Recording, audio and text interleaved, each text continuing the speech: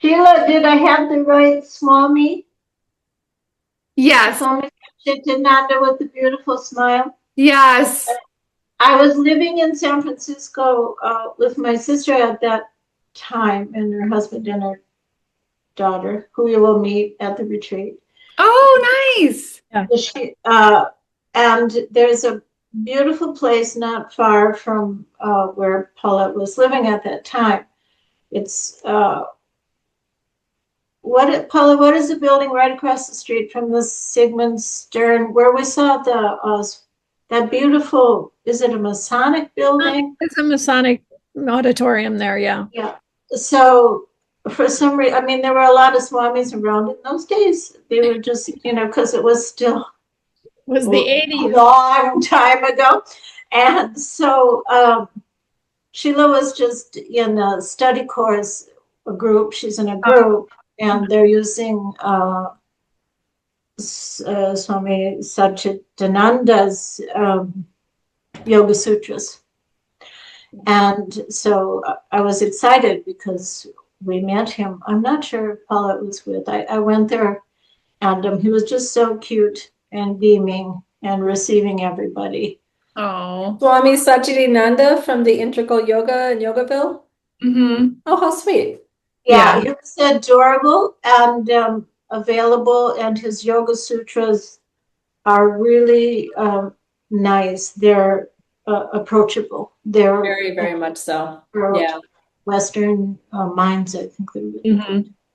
And so that's great. Now, does he have a Bhagavad Gita that you're using, or did you say that was? Yeah, so he also has the Living Gita. Mm-hmm. So that's the one that I've been using. It's the one that I used during my teacher training and the one that we're using in this group. But I'm with another study group that does the Gita, and they use a version of the Swami at the Vedanta Center, which I don't have a copy of, which I'll probably purchase another time. I just have so many notes in the one that I have that I don't want to get another one because it's like. Well, the thing is also, Frustrating. once you start working with the Vedanta teachers, you know how they are. Yeah. Everything is just pulled and pulled and pulled. Pulled and pulled. And the lesson at the end of the day is always the same, but yet it's like I keep attending and then it's always the same. It's a good thing to do Yeah. with your mind. Yes. Yeah, I love it. And I think it's a good thing to do with the mind. So, Carol, we have 1 minute according to my computer, so we can wait and not see if anyone else. Oh, your clock is slow. I have 11:04. My computer.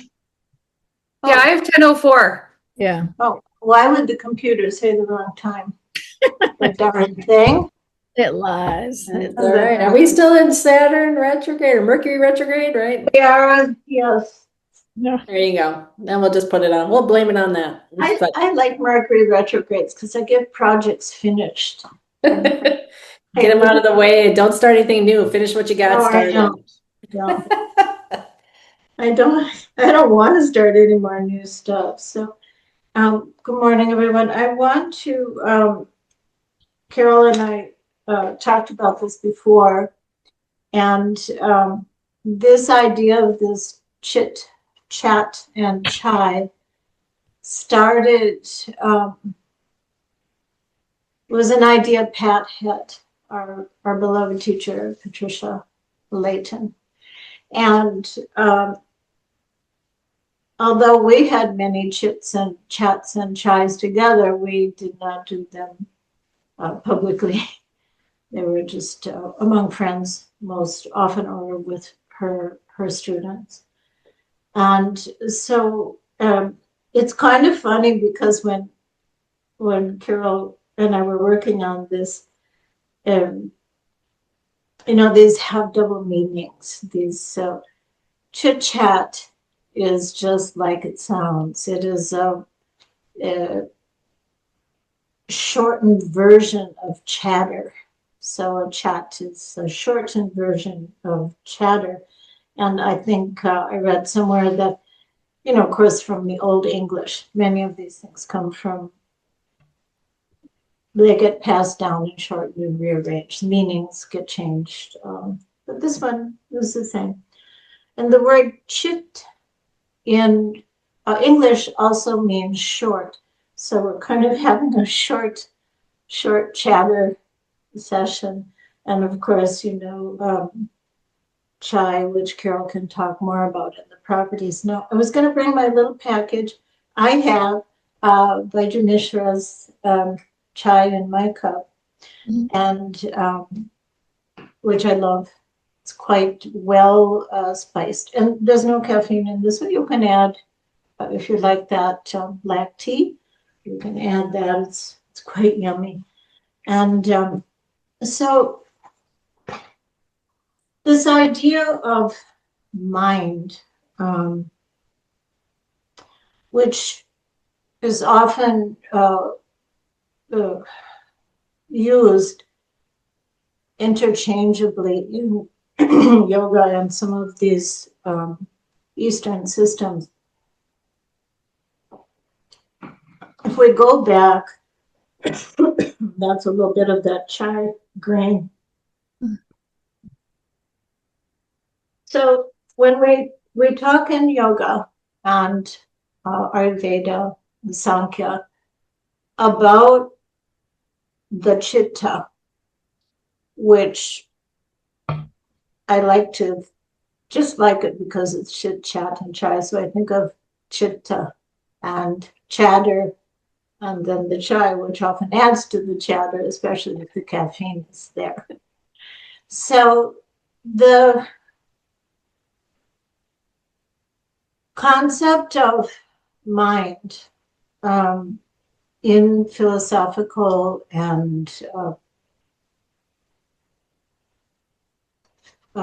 physiological, even Western thought is not the same as these Eastern systems we're talking about.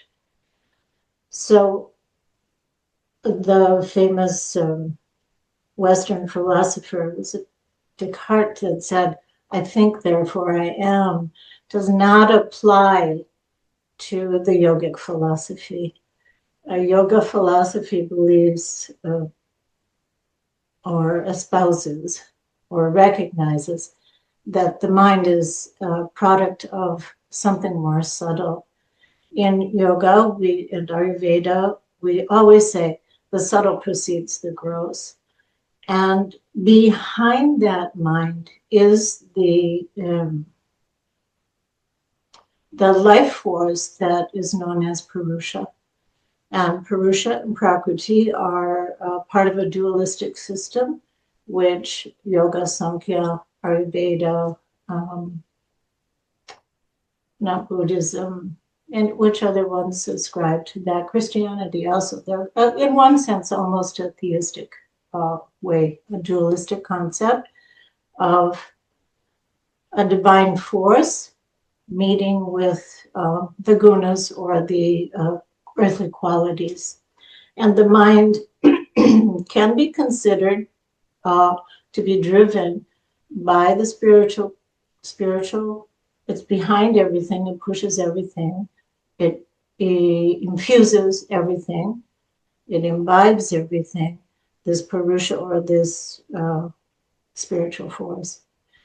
And it interacts with this Prakriti, which are all of the elements, and we can dive deeper into it. It's a very big topic.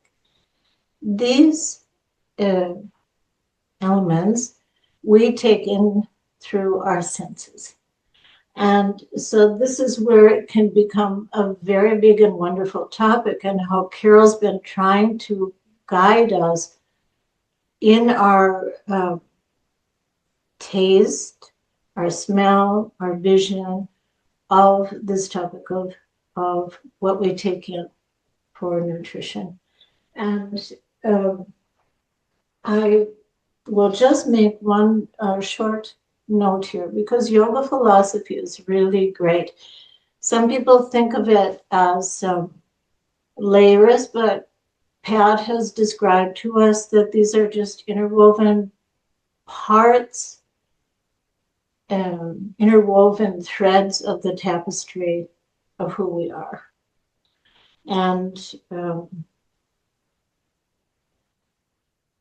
so Carol can talk more to this in terms of the qualities of these foods and how they interact with our senses. And she's been helping us with that in the cooking classes also. There's a lot of gems in there. But in yoga, we want to have the mind and to be what we call a sattvic mind, which means sweet, clear, lucid, undisturbed, light, has the qualities of peace. And we've talked before about this. We're looking for the peace that doesn't have an opposite. So it's, you see every day we go up, we go down, depending, back and forth, up and down. I see something, I get disturbed, I might want it, I might reject it. So we kind of go through these little hills and valleys all day long. And so I'm going to go back to the word chitta just quickly, and then we'll let Carol comment on these things. In yoga philosophy, and also Vedanta, the chitta consists of three aspects. The Buddha part of the mind, or the Mahat, that which is real. And Pat taught us that this quality is present in everyone.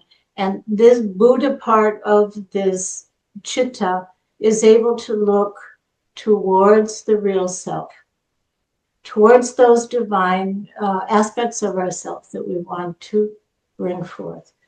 And the ahankara, which is considered the part, the food body, really is what it means.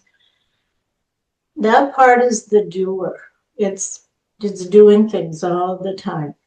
It's going to the grocery store. It's watching the TV. It's doing this. It's doing that. And then we have the part of the mind that is called manas. And that part is processing information and through the senses. And this is why sense stimulation and overstimulation of the senses can be disturbing to the mind. So this is one of the aspects that when we're practicing letting go of the doership, that aspect of the mind is necessary. It got us here. It brought us up. It got us here. We're in this ability to be online and so forth.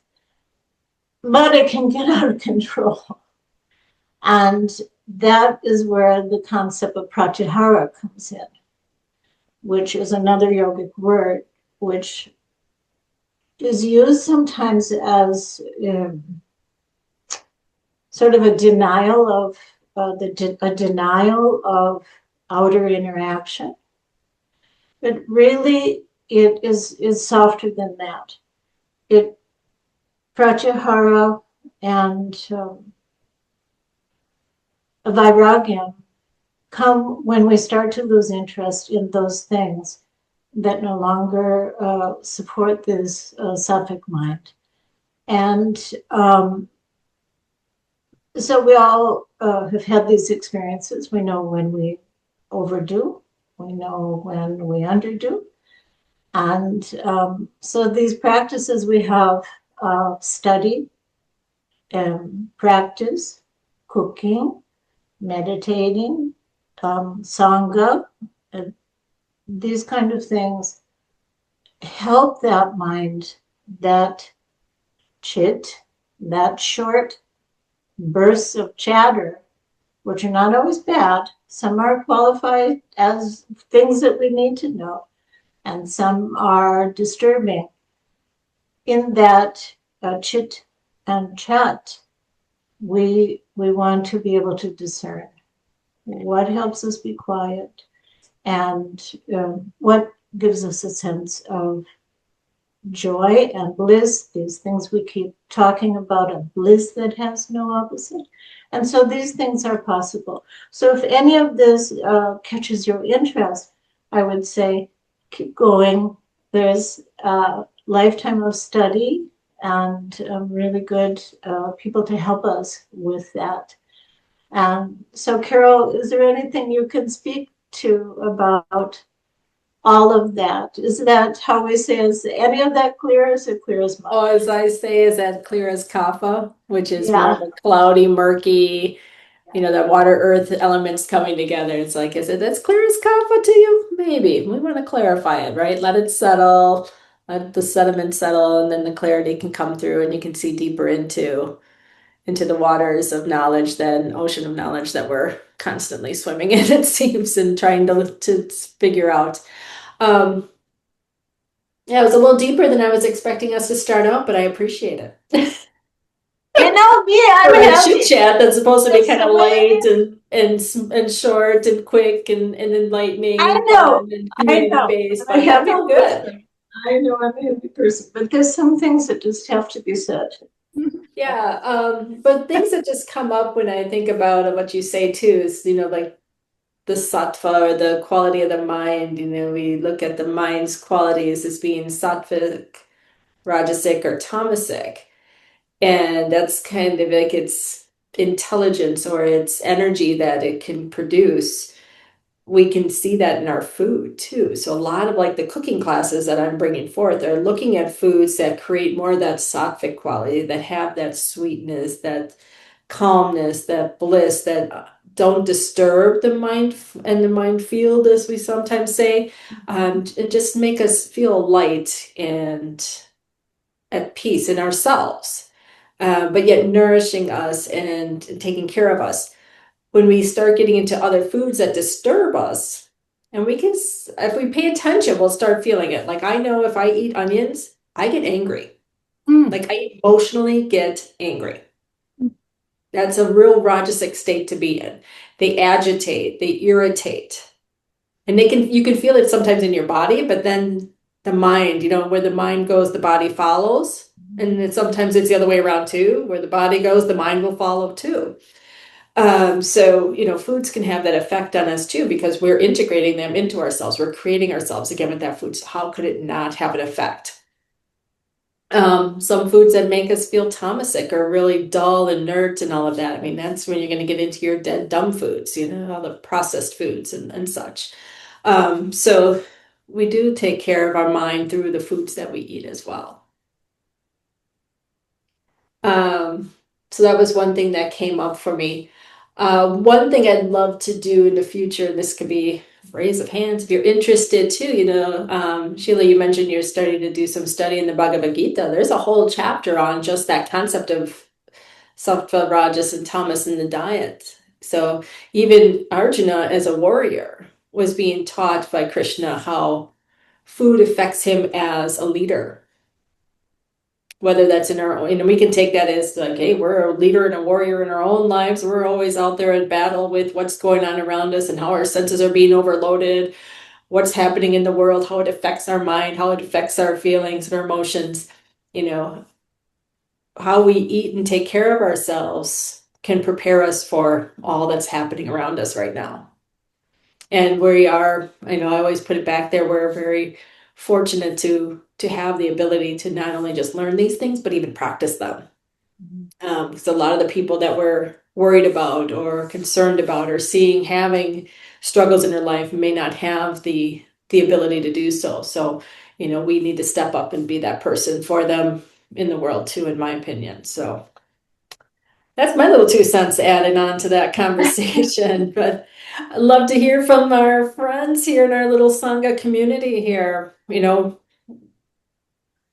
So one thing that I want to clarify, Carol, when we just kind of remain in this slightly heavier part of the topics, that really they considered the mind, this chitta, to be free of content. And that everything, like you were saying, if you eat rajasic foods, the onions really affect you. So through the body, there's a situation being reflected into the mind. And it makes us think about what we eat and how we present ourselves and what we take and present to ourselves. So how we are with others and how we what happens. And so, I mean, I think a really easy example of what Carol was talking about, the effects of food, and we can get more into, you have to listen when she's speaking while we're cooking these wonderful things. She's weaving in a lot of the concepts from the elements. One of the things that we can easily notice is that if we eat too late, we don't sleep. So, or the timing of when we eat, these kind of things. So everything fits into these various categories that Carol's talking about.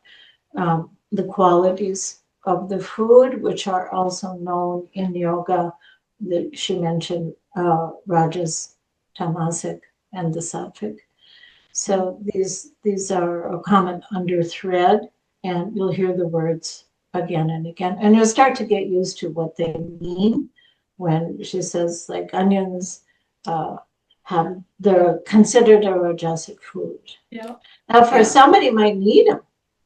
Exactly. They are medicine for some people. There's a lot of Ayurvedic formulas that actually even put onions into the massage oils that are used on the body. Because it's they do not smell that great. They definitely, kind of like if you eat too much onions and garlic, sometimes you can smell it all through people's sweat as it's coming out. Yeah, same thing if you're putting oils on your body that have that. But they have a medicinal purpose. They are channel clearing and do have a bit of fire, which is why they probably make me angry. There's a little bit of fire to it, so it makes sense. So that's where, so I appreciate that you catch that. I do try to weave those things in and just make them part of just the conversation with the food, and so you get a different relationship. So when you're eating a piece of broccoli or the paneer like we made last month, like there's that sattvic connection with it in the moment, and why certain ingredients are there or not. Carol, I'm sorry to interrupt you, but I think people are so busy that we don't take the time to see the effects. I mean, we might notice, like, oh, I have a stomach ache. Yeah. But what is the virya of this thing? What happens, half an hour later, the next day, I feel foggy, I feel great. Or why am I falling asleep 2 hours after I eat lunch? And, I'm sitting in a meeting. I mean, it may be your boss or your colleagues, or it could be the fact that you ate something that was kind of toxic, or you didn't have, I remember when before I even got into practicing more Ayurveda and being more aware of like how food was affecting me, I just had really weak digestion. I had low immunity and things like that. And I would start falling asleep in business meetings. And it was always around 2-3 o'clock right after lunch. But then I was eating out for lunch a lot, heavy lunches, having that low fire in my belly, having the low immunity. I wasn't digesting it. So my body was just pulling all that energy from the outside, trying to get this glob of food in my stomach, if that's what it was, and trying to break that down. And I would just doze off. Wow. Yeah. Interesting. Carol has some notes that she wanted to read to you about these quality of the mind and the mindfulness topic, which, is part of how the Chitta is affected. She got to be with the peace monks and was taking notes also. And she read one or two before we started. So would this be a good time, Carol, to read some of those? It could be, unless Sheila or Paulette, you want to share any thoughts on just how the mind and that? No, I'm loving it, but there's a lot of words that I don't know. that I've never heard before. That Kathy especially was referring to. So I will have to hear them again and hear. Well, and definitely raise a I can't hand even and write them stop down us. because I don't know how to spell them because they're an Indian word or whatever, a Sanskrit Yeah. word, whatever. So anyway, it's this is all kind of new to me, a lot of these words and stuff, but interesting. No, You're that's a good very point good to us. linguist. And so Carol has on her website Ayurvedic dictionary. Oh, there we go. Yeah, and I can add to it. We have a lot to add to it because I realize as I'm going on and on, when I was reading through this very well done dictionary on her website, that we need a yoga component to fit in there. So Yes. I'm working on it. Okay. Yeah. So I know, like we said, sattva, rajas, and tamas. So sattva is that very peaceful, light, bright energy. It's that state of bliss that we're looking for, that undisturbed and unagitated bliss that we can get from the outside world. So it's inherently within ourselves. Rajas is going to be the motion. It's what shakes things up, what gets things fired up and activated. It's what gives us rise in the day. And then tamas is the inert, the heavy energy. And even throughout the day, we do need a little rajas and tamas. Sattva's at its own place and it's still, but we need rajas on a physical level just to get ourselves out of bed in the morning. We also need some tamas energy to get ourselves to go to bed in the evening. And it's keeping them in control, in some sort of balance that supports us on this physical level, and our food and our mind and our body and all of that. And I always see things like we're trying to manage these things like a pendulum, where like sattva's here in this still point. And rajas and tamas give us a little bit of action and motion and stillness, or bringing it back to stillness throughout the day. But we want to be careful that we're not swinging the pendulum this way to that way, this way to that way. And we're constantly trying to find that still point again. It's hard to catch it when you're like on a swing this far right or left with the rajas and tamas. Where if we're keeping it here, we can move through life in a much more still, peaceful, sattvic way. If that makes sense. At least that's the way I interpret and look at it. It does. And I would use the word rather than trying to control the gunas, because that is not possible. What's To be received. what's a guna? I don't even know. Okay, a guna is an element. It's a quality of the elements. Yeah. It's a quality of the elements, which she's just talking about. So like if you were to give an adjective to guna, well, gunas are kind of like the adjectives to an element, right? So yes. like if you were going to describe earth as an element, what kind of qualities would you give it? It's heavy, it's dense, it's maybe cold, it's hard. Those are gunas. It's essential. Mm-hmm. Like with the earth is, we need something to walk around on in these bodies. Yeah, exactly. And then keep going. So she hears more of the words. Yeah. So another, like quality, like if you were to describe fire, it's going to be light, it's going to be hot, it's going to be sharp, it's subtle in nature. So that's another, there's a whole pair of gunas in a sense that we use in describing the qualities of everything in life. So it's just a way that it gives us that toolbox tool to say, if I'm bringing something into my life, what kind of quality does it have? Or what kind of guna does it have? And is that the right quality that's going to bring some balance or comfort to me? Or is it going to create some rajasic energy in me? Is it going to create some tamasic energy in me? So we use Okay, Carol. Am I going too deep again? Yeah. So how about this? Just wait. I've got an idea. Salsa dancing, rajasic. Yeah. Ballet, sattvic. Waltzes, tamasic. How's that? I didn't hear the salsa one. Start over. Salsa, rajasic. It's lively, it's moving, Yeah. it's hot usually. Can be hot. Well, think of ballet as sattvic. Mm. It's airy and soft and usually beautiful. And not that the others are not. And then maybe a waltz as tamasic, possibly, just to kind of bring it into some kind of field that I know she would know. Yes, our dancer. Yeah. So like that. And you'll hear these words more and more. So in terms of food, yogurt is used often for tamasic description. Hmm. Hot sauce is used often for rajasic. Carol, what would we use for sattvic food? Oh, that's going to be like your balanced and ghees and paneer, nice soft. rice Yeah. and Mhm. nice veggies, something Yeah, light, easy to digest, and you feel good after eating it. right.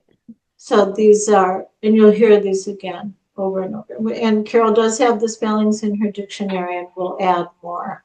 So those are good questions. Yeah, absolutely. What you got there, Sheila? I have a question about um like I need to do better in paying attention of what I ate before. If I'm feeling like, gosh, I feel great, I feel energized, I feel light, or I'm feeling heavy and weird, maybe paying a little bit more attention to what I had, 6 hours ago or 3 hours ago. But in terms of food energy, could it still be helpful if, there's all these situations in life that can cause that rajastic energy that are not related to food? Mm-hmm. People around you, the situation that you're in, does tamasic food still offset that rajasic energy, even if it's not coming from food? You know what I'm saying? Like, so for example, I have family coming to stay with me next week. And I will like just get worked up thinking about it. And I'm, trying not to. Yeah. And I'm doing a good job with, just letting people be who they are, and it'll be great and it'll be fine. And we just need to find a way through together. So, but in those moments, I'll be feeling like energized, maybe in a negative way. Could I use food to help bring down that physical, what's, manifesting in my body? Yes, but I wouldn't necessarily say going into like the more tamasic state, but stay, more with like the recipes we have been cooking. They're more sattvic. So they're going Okay. to still be nourishing. They're still going to be helpful. They're going to give you that energy you're wanting to display, right? Yes. So even we to say a lot in Ayurveda, like opposites reduce and balance. Okay. Just because something is going to be very agitating, rajasic possibly is what you're thinking of, like anxious, Yeah. or angry, frustrations, all these emotions. All the things. Yeah, all the things. And then dulling them down with something that's very dull, dense, and Okay. intelligent isn't necessarily going to create the balance. It's almost like throwing an anchor on it and then throwing it overboard. That's not going to give you what you want either. So it's like, okay, where it's going to keep me in my best light and my best energy is going to be more of those sattvic qualities. Okay. And Okay. hopefully then somebody will catch on to it and say, hey, maybe I want to be like that too. Yeah. Bring everybody into that light. The other thing, another thing, Sheila, what Carol just said, I think is really noteworthy. Like kind of trying to smother it with eating something, which is I think we all have done that or do that emotional response. One of the things Ramanand told us many times, if the mind, that part of the mind that's chattering away, it's not turning towards its Buddha nature, he says, give the mind a ladder to climb up and down. And that is your mantra. So if you have a mantra or just a sacred prayer that you use, any little thing, it could be anything. Sounds like And neti might be helpful. What they're neti, going through is neti, not mine, not mine. right. It's not this, it's not that. And I'm sure you're Yeah. familiar with that. Mhm. No. So the idea of suppressing something kind of sounds like a good idea in the minute, but then, later, then you got like a And you still have it. Yeah. Yeah. Yeah, it comes back, right? I think about it from the standpoint of emotional eating, which is a whole topic in itself, Oh. too, of, if you're going through a rough time or you're in a stressful position or you're bored or you're, whatever is, we could come up with all sorts of scenarios where food is something that's always around us and something we always need to sustain ourselves. So it's very easy for us to fall into traps and habits of pacifying our emotions with them. I know I personally have a habit that if I'm feeling kind of sad, depressed, or whatever, I'll use food to kind of push the emotion down instead of expressing them, feeling them, going through them. Like I know when I do detoxes and cleanses, oh my gosh, because I lighten up my food. I almost do what you were like questioning, should I put more tamasic energy? It's like, no, even too much of even sattvic food can dull down the energy, overeating. Yeah. Can do it too, or even if it's good food, if it's not in the right quantity. So yeah, we could probably have a whole That would be a good conversation on emotional emotional eating for eating. sure. Yeah. Because Yeah. even for sure, eating out of boredom. And like so Mhm. many families, I think so much is surrounded around food. Like Yeah. all of their socializing. And for my family, it's surrounded around tea and food. And tea becomes a meal. I mean, we're having tea 10 times a day. I'm like, the amount of Yeah, when you think about cookies. India, they have chai all the time, and then there's rusk biscuits and all that. And Yeah. you think about it, we celebrate with food and drink. We pacify sorrows with food and drink. Everything in between. Between birthdays and funerals. Yep. So being careful with what we do, yeah, is a big part of that. But it sounds almost in some ways when we talk about being careful, again, I'm looking at sort of Western thinking and yogic thinking. When we think about being careful, it sounds almost like, well, I better not do that. When there's an easier way to do it, which is, in one sense, I'm losing interest in that, feeling like that.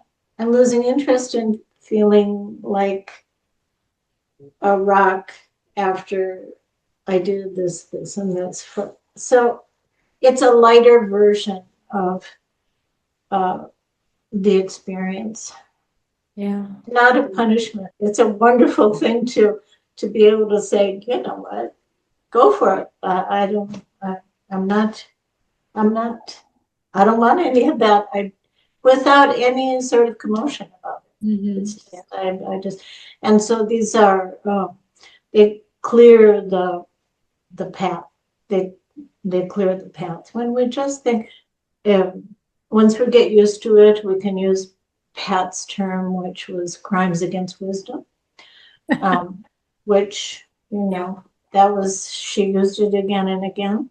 And I've heard different variations of it. Rima had a variation she used. But, we're all just humans trying to get by, but we can feel better. There are ways that we feel better. Yeah, one thing I know that is important to note with this too is that it's not like you change one meal and you automatically feel the effects of it possibly, or even start recognizing the patterns of, ooh, what I did at lunch today is affecting my mood. It can be layered in deep with a lifelong pattern or a dietary pattern that you're in, or delayed reaction to things, because like I know I'm one of those people that has a reaction to nightshades. Like if I eat a lot of eggplant, tomatoes, and especially eggplants, it takes about a day or two and then I feel the effect. And I get all the achy joints and just aches all over. Yeah. So yeah, it's like peeling it back a little bit takes some discipline around, okay, I'm going to work on just trying to eat in this sattvic way for a week even. and then stretch it to 2 weeks. And you start peeling back the effects of some of the other things we would do in between and not realize like, ooh, all of a sudden I'm starting to feel better and realize like, okay, then I go back and eat the white potato or eat some eggplant, like boom. Then we feel like, oh, that's part of what was making me feel that way. And it wasn't Carol just used a good word. She used the word discipline.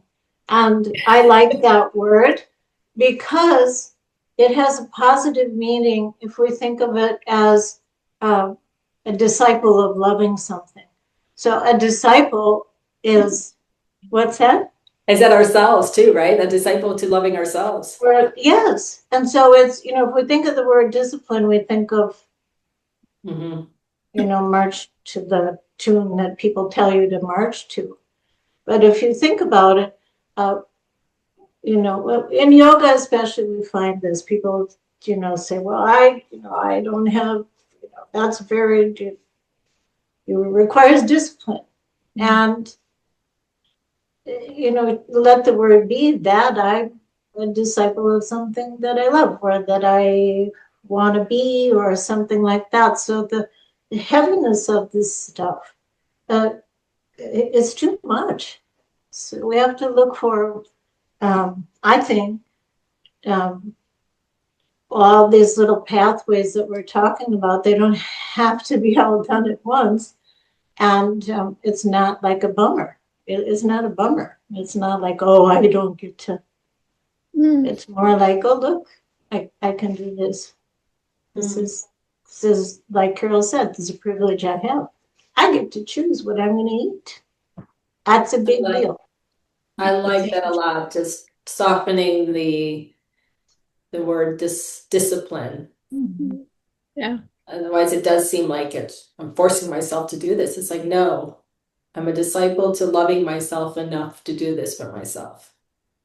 And as women, and if any men ever watch this, they'll just tune in. We're used to kind of telling the lines. So we want to see, can we look at this from not an outer sort of thing that's being enforced. It's, and life is full of, I don't have any kids, Sheila, so, I admire mothers so much because I can't even imagine. I have a remote idea because I have nieces and nephews. You were in on it. In particular. You were in on it. You were in on it. The outside pressure that you were talking about, I think, because you're a very loving person, I know that you can just look at it in a little different light. And then that shows you a little bit of what that internal bliss that never changes is. It's like, how do I find it? Some days it's not that easy. No. And some days it shows up and you're just like, oh, it shows up, the bliss. You're so happy. And then it's like, what did I do wrong? It went away. Find it again. So maybe that's a good segue into some of the lessons that I got from following along with the monks, the Venerable Monks. Sorry, that was a pretty life-altering experience. So just a little background on them. This group of, I think it was anywhere up to 18 monks at a given time. Buddhist monks in the Theravada tradition, which is a Tibetan tradition, started in Fort Worth, Texas, and the Venerable Bhikkhu Panyakara leading this has done other walks of this duration in India, which is where they got their cute little dog. But they started from Fort Worth, Texas, where their monastery, their temple is, walked west to Austin first because they wanted to hit the capital in every state that they walked through. Nice. And then walked for over 2,300 miles in total to Washington, D.C. and up and even into Maryland before they came back. And their whole message was about finding peace in every step and every breath with intention. And it really was kind of a quiet thing. They left on, I think it was October 25th, which is the celebrated date of the Buddha's birth. And it ended technically when they landed in the DC proper on 108 days later. And then they walked in DC for another full day and then another day and a day to Maryland before 112 days total before they made it back to Fort Worth. And it just kind of kept growing and growing of like people becoming aware, and they've got their social media following has millions of people in all the platforms now following them along. They're still sharing their message. And one of their biggest things was like, yeah, how do we keep finding peace in every single day? And the message was very consistent throughout all the presentations and talks that they gave, is that it is within us, it starts with us, and we can start our day with a practice to help set the stage for it. And I've been doing it ever since I really started following them and went and saw them in January. And I think I even have one, like my little notebook that I was writing stuff down as it was hitting me. It's nice when you do these kind of things and take these little pilgrimages and really spend time with it. I think the mind kind of gets out of the way, and the soul starts speaking these messages to you, and these awarenesses come about. But pretty much they are about, you get up, and the first thing that you do after taking care of, using the restroom, whatever else, is you take a piece of paper and you write down, today is going to be my blissful day. You write it down to tactfully write it, you read it to see it, and then you speak it. And since I've been practicing it, and this was 120, so I've been doing this since January 20th, I find that I catch myself throughout the day when things come up or something tries to disturb me, or I even find my own emotions disturbing my day. Where is that coming from? Why is that disturbing me? What can I do to react differently to the situation than maybe I would have in the past? And do so from a peaceful perspective. So that was the biggest takeaway from just the practices and finding that peace. But there was a lot of other things. I mean, imagine walking 2,300 miles day after day and doing that for 108 days, 110 days straight, sometimes barefoot, through blizzards, through ice storms, through people trying to disrupt you because they are against your beliefs, and have their own that they feel justified in sharing, to have even one of your fellow monks get struck by a vehicle and losing his leg just a few weeks into the trip, and still maintaining peace with every single step you take in life. It's just incredible. But I realized what they were sharing, or what they're practicing, is how hard can I push my suffering and still maintain peace? I mean, some of us just are like, I got out of bed if I stay peaceful. That's enough of a challenge. But they're really kind of pushing that envelope of the difference between inner peace and external suffering, and how they can be separated from each other and not disturb the peace. So that's one thing I really got from them, is just keep striving. But yeah, I wrote all sorts of notes, so I don't know if you want me to just read them and we can react to. Did you read the one that you read to me? Yeah, the first one, and one of the lessons from the Peace Walk. Mindfulness is a funny word, because that's one that the Buddhist tradition uses quite a bit. Mindfulness is a funny word. Often the mind is full, which is what we don't want when we're trying to practice. When you're practicing either your meditation or to be mindful, it seems like the mind is already full. Mm-hmm. It's full of all these things we're trying to get rid of, that chitta, the vrittis of the chitta, the chatter that we don't want, right? So I think it's always kind of oxymoron word. Maybe that's what it is. Yeah, kind of, yeah. Where it's like, was it Guruji, Kathleen, that said the one thing we're trying to stretch is the space between our thoughts, or was that Swami Veda? I'll have to think on that, Carol. Yeah, but I come back to that one too. It's like the mindfulness is actually kind of creating more space between that fullness that's going on and all those thoughts. And I have to think on that. It's familiar to me, but I can't. yeah, If yeah, it was from me, yeah, that I one came to me, trying to get that monkey to quiet down in our brain and capture it is one thing that the monks, the monk would always say too, is like trying to capture that monkey and stop him from bouncing around from thought to thought to thought. Well, this one was, I think I talked about this a little bit. I mean, we can stay stuck in our habits, addictions, etc., to avoid and hide the suffering we aren't healing. Living with the past pain stuck inside. So that one I was relating to.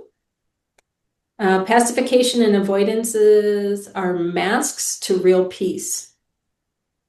So if we pacify ourselves or avoid things with our lovers, as Swami or as Venerable Monk Panyakari would say, is our cell phones. Picking up your lover instead of dealing with the situation. Avoid. Food, we talked about that too. So those were two things that came there. Carol, I was listening to Krishnamurti yesterday, his podcast, and it was on suffering.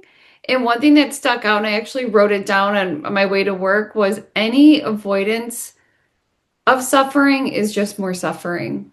Oh, absolutely. Any way that you pacify the suffering is just more, whether you're avoiding it or whether you think you're dealing with it, but you're still attached to it. And I was like, that sounds very similar. And yoga, we say that neither inviting nor rejecting. Yep. So Krishnamurti was a master at just what's just now. Yeah. I also saw him. You did? Yes. I'm old, I saw a lot of these old guys before their time. I missed out on all these. It's okay. You're here with us. Yeah. Lineage. Which is interesting. You say that. Oh yeah, I've seen these people, and having dinner. It's like I would say that my experience with visiting with the monks and following them for those 2 days is like I might have just witnessed that person for the future, where I could say, oh, I studied with, or I saw so-and-so speak in the past, and we think, oh, that's so incredible. They're so wise. They're so uplifting to humanity. And I get emotional just even thinking about it. It's like, I think I just saw that. I saw that happening in real time. Yeah. Yeah, and even just that as an experience. I know when I went and saw them, I was in the Greensboro area in North Carolina, and Kathleen's heard the stories because she was very much involved with that part of my journey with it. And I went and saw them, and it was probably the biggest crowd they'd had to date. We were at I guess it would be a small stadium, but for them it was over 10,000 people crammed around the stadium to see them speak. And yeah, you could just tell from where he was speaking in past presentations and sanghas to that one that he was a little off guard. Like he was almost nervous because I don't think he spoke to 10,000 people before in his life. Before he, Venerable Monk Panyakari even became a monk, he barely spoke at all. So it was like I started with like myself and 10,000 other people. And then I saw them at the hotel that they were staying at, and I stayed at the same hotel actually, and it was like 3,000 or so people crammed in the front area of the valet area of the hotel, listening to them. And then the next day it was a little bit smaller. We were at a beautiful, beautiful Buddhist temple, and there was maybe 500 to 1,000 people there. And then it was just me on the sidewalk waiting for them to pass and walk by. And I even walked in the direction they were going to come from. So I had a chance that when they went past, I'd be able to walk with them for a few blocks, maybe about half a mile. And I just remember at the very end, when they did walk by, I had this very one-on-one eye contact with the Venerable Monk. And it's just, you ever meet people where their energy just like flows through you and feels like it could throw you back? It was that moment. So it just kind of went from you're part of this to it's now just your moment with it. So that was pretty powerful and really made me feel like, okay, I've got to keep up with these guys in a sense. And actually, when I did get up to walk with them, because I actually was on my knees in prayer, giving them flowers, getting that moment as they passed. And then I got up and tried to walk with them. I mean, this was day 86 and 87, I believe, that I was there. Those guys were hustling. They were fucking so fast.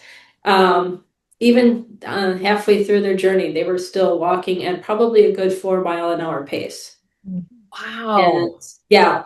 And if you think, I did some math on it, I figured that at the end of their journey, they probably each took 5 million steps, which to them was 5 million prayers for peace. Yeah.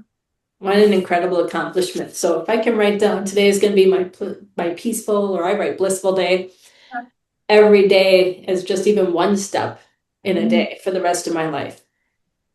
It's still an accomplishment. So, Let yeah. me tell you, Carol got zapped with Shakti there. She could barely talk Yeah, I'm even having now, I feel it kind of like, vibrating. after that. Yeah. Like it was a real shot. Mhm.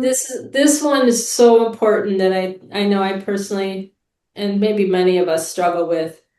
But I think about this, like even when I come to like try to encourage people to, cook good food for themselves and take care of themselves, we are the most important person to love unconditionally. Meaning we need to love ourselves unconditionally, more importantly than anyone else. Mhm. Peace can be recollected with each breath and each step. I mean, that's what they were doing with, every piece of, sharp stone that they would walk on barefoot, or bad weather, or feeling sick, they could recollect and find that peace with every breath and each step. Our actions can be drops of nectar or poison in our ocean of consciousness. Over time, we either purify our light or darken it with pollution. So all of our actions, if you think of us as just an ocean of consciousness, are we adding poison into that, or are we purifying it with our actions? What do we do to press the edges of our own discipline and practice of peace? Can you use this as an exercise or practice to practice how to find peacefulness in any moment of suffering?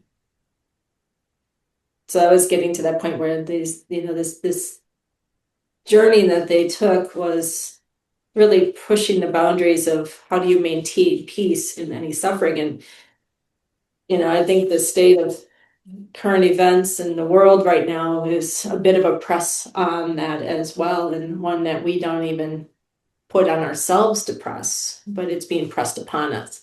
So these efforts to still maintain peace are presenting themselves, maybe more importantly now than ever. Practice leads to spreading the peace. Can't just study, listen, witness, you must practice. Kind of all there is, Carol. Pretty much, right? Sometimes you just have to write it down to remind yourself. Yes. The Buddha's teaching, follow the Dhamma, or the knowledge, leads you to closer to the divinity, peace, to watch or witness will still keep you 1,000 miles away. So this probably didn't come out that clear, but there was one story that Venerable Monk was sharing about a student of the Buddha who was very disciplined. He would sit there and listen and listen and listen and listen and gain all this knowledge, but he never practiced it. And he asked the Buddha, how close am I to you? And this is almost like you can replace it like, how close are you to God or your source of all your beliefs? And without the practice, you're still 1,000 miles away. If you're practicing these things, you are as close to the teacher as if it was your teacher. So do your practices. That's your connection. Let's see, suffering. We all do, and we can't avoid it, and especially at death. So there's a lot of discussion even about how these practices relate to our passing and into the inevitable death. Practicing peace and mindfulness can minimize it, keep us closer to peace till the end and our final breath. I think Kathleen and I saw a lot of that practice discipline in our taking care of Pat and her passing out. At least for me, it was very profound how all the practice and discipline and studies she did really helped ease through that process of transition for her. Maintaining peace in a world that is designed with faults and suffering takes devotion and dedication with every mindful breath, affecting every action, interaction, and reaction we take. This is the stuff that comes out when you practice and you get still with your thoughts. Yep. Let's see. With every action we take that can cause suffering to another living being, we also suffer first and foremost. This is the holding the hot stone, right? Or the poison inside you before you spill it out on the others. On the other side of that, Carol, the Dalai Lama, His Holiness the Dalai Lama often talks about that. If you are kind, the first person to the benefit is yourself. Yes, absolutely. So, I always find this funny too, when you see people post online, like they say, oh, when they see somebody do something wrong, they're like, oh, karma's a bitch. And I'm like, and it just happened within you with that statement, didn't it? It's like, yeah, you don't realize that just even the thought, nobody else knows it but you. Right. Some of my notes are kind of scratchy here. What comforts you in your life are allowing you to bury the sufferings of your past. That was a question. What comforts in your life are allowing you to bury the sufferings of your past? So like, what are you doing now to pacify? Pushing them down, burying them deep, muddying the waters of your own light. Reflections. Yeah, I had a lot to think and staying with all these. Just 2 days. Oh gosh.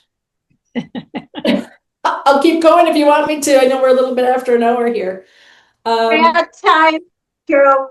Time. Oh, okay, one more. This one was good because I think this relates to that experience of us saying from thousands to one. It is possible to have an individual awakening amongst thousands who are also collectively rising with awareness, mindfulness, and breath. Our individual breath is a part of the collective breath towards peace. Very good. Yeah. We'll stop with that one. I've got more, but it was a very touching experience. Kind of even a little bit of full circle. Back when I first was starting down, really realizing that a spiritual path is one I wanted to have more of in my life. Back in 2007, I spent 5 days in Madison, Wisconsin with the Dalai Lama of all people, with thousands of other people, as he was teaching the pathway of the Bodhisattva, and even did an initiation at the end of the 5 days. So being in an auditorium with that man's presence is very palpable, even with thousands of people around it. And this just kind of brought it full circle again, that's something. So bucket list in life is to get to Fort Worth and see the temple that the Venerable Monk Panyakara lives at. He has a very large project where he is fundraising to actually put the teachings of the Buddha inscribed in stone in multiple languages all around the temple. So the Dhamma is going to be Road trip there. to Texas. Sounds like a road trip. Yeah, definitely. Road trip to Texas. Yeah, yeah. And who knows? Maybe if we do it soon enough, Aloka, the little peace dog, will still be there and enjoying dog that. is He's like so cute. I think the dog has just as many followings as Yeah, I think so too. Yeah. He's a sassy little thing that's very spoiled by the monks, but he's very adorable. They actually found him in India. He was following them on one of their long, I think it was a 112-day walk that, or 120-day walk they were doing across India to Bodh Gaya, I believe it was. And there's stray dogs that follow the monks here and there, and they'd stick around for a day or two and then they'd fall off. But this one just kept showing up. Aww. And showing up and following them, across probably different provinces and states across India for a long time. And they ended up adopting him and getting him some medical care there, and then fundraising to get him brought over to the United States, which isn't an easy thing to do. Oh, So no, it's I can't imagine. quarantine A lot and of papers and operational logistics. Yeah. medical certifications that need to be gotten and all that. So, but yeah, so now Luke lives there, and that dog just wants to walk with him. And the only thing that stopped him is when they got close to Charlotte, he ended up having some leg issues that had needed surgery, and he couldn't finish the walk out. But he was always there in the RV, driving along, following the monks. Oh, I love it. So Carol, I'm going to change the subject. When is our next yoga and cooking? It's the third Sunday of every month. Yes, the 15th. The Okay. next yoga and cooking session is the 15th for March 15th, Right. starting at the same time, 10 o'clock Central, 11 o'clock Eastern. And if you have any friends, the retreat? Oh, yes, yeah. So, but yeah, finishing on Monday, that Sunday class is going to be about strong shoulders, carrying the weight of the world on our strong shoulders, making sure we're stable for that. And I was also going to share about how to make some traditional flatbreads, both Okay. yeah, That's some rotis and paranthas from the Indian traditions, and then Nice. also corn tortillas Oh, from or the Latino community connection. So we'll work on that. And then yes, so important to share the retreat, which I know actually all four of us in this group that are here live are going to be there. Yep. Right. The Sienna Center over Mother's Day weekend.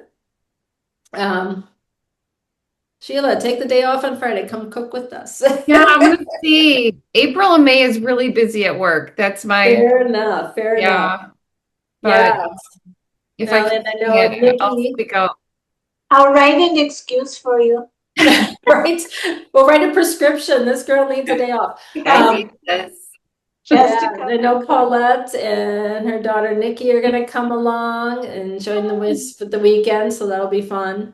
Mhm. Yeah, So. it's such a beautiful place. It's such a fun time. Oh, great. Yeah. Yeah. Food is always so good.